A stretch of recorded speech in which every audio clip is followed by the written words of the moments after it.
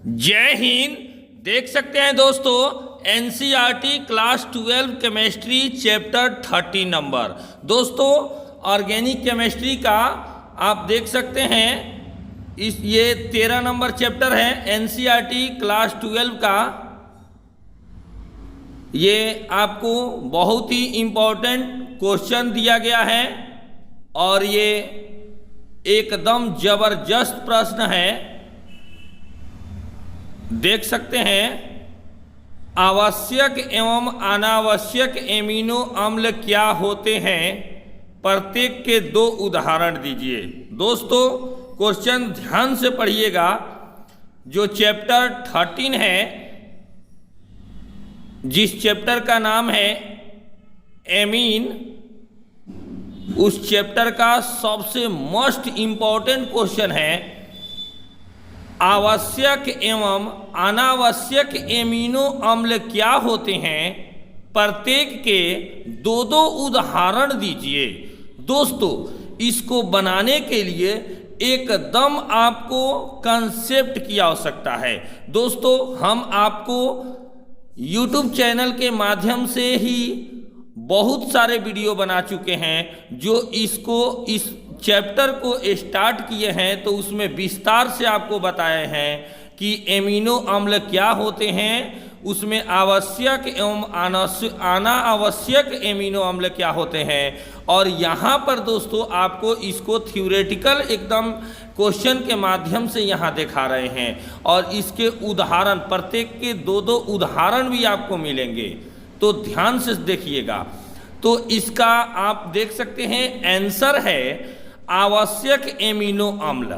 ठीक है, आवश्यक एमिनो अम्ल क्या होते हैं इसका देख सकते हैं। ऐसे एमिनो अम्ल जिनका निर्माण हमारे शरीर में नहीं होता है, हमें इन्हें भोजन के द्वारा प्राप्त करना पड़ता है, आवश्यक एमिनो अम्ल कहलाते हैं।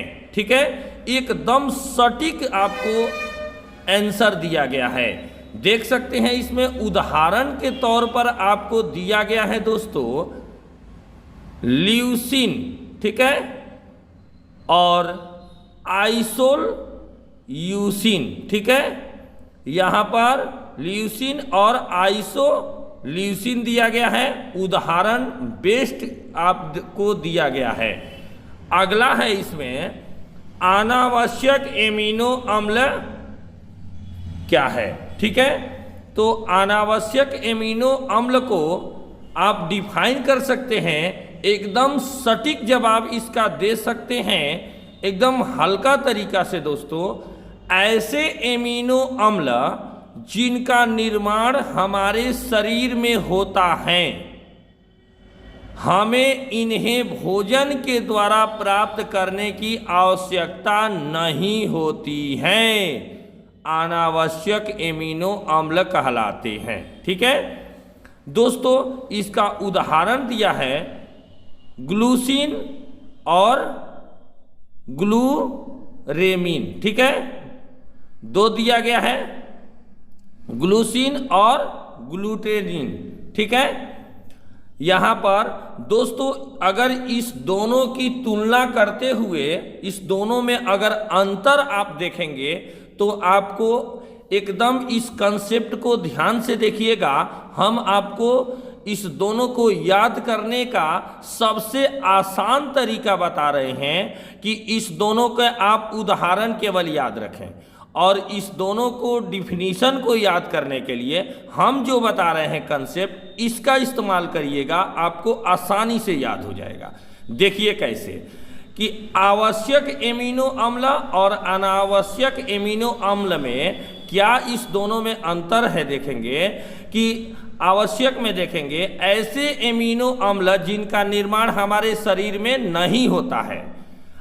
ये अनावश्यक एमिनो अम्ल में लिखा है ऐसे एमिनो अम्ल जिनका निर्माण हमारे शरीर में होता है, यानी आवश्यक का नहीं होता है और अनावश्यक का हमारे शरीर में होता है। ठीक है, एक ये हो गया पॉइंट। दूसरा है हमें इन्हें आवश्यक में देखेंगे हमें इन्हें भोजन के द्वारा प्राप्त करना पड़ता है। इधर में अनावश्यक में देखेंगे हमें इन्हें भोजन के द्वारा प्राप्त करने की आवश्यकता नहीं होती है। ठीक है, ये आपको इस दोनों में अंतर दिख रहा है और इस दोनों की तुलना करके आप आसानी से उदाहरण को पेश कर देंगे। आपका क्वेश्चन सॉल्व हो गया।